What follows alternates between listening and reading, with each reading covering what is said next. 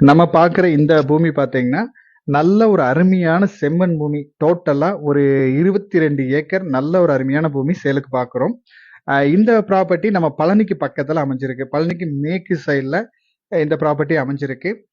நல்ல செம்மண் பூமி. அதே மாரி பூமி பார்த்தீங்கன்னா, நல்லா ஸ்கொயரா பக்காவா அமைஞ்சிருக்கும். இந்த 22 ஏக்கரும் குழி, பள்ளம், மேடு கொஞ்சம் கூட இல்லாம ஒரே பிளைனா மட்டமா அமைஞ்சிருக்கு. கிணறு அப்படின்னு பார்த்தீங்கன்னா, தண்ணீர் வசதிக்கு 2 கிணறு, 2 சர்வீஸ் இருக்கு. தண்ணிக்கும் பிரச்சனை கிடையாது.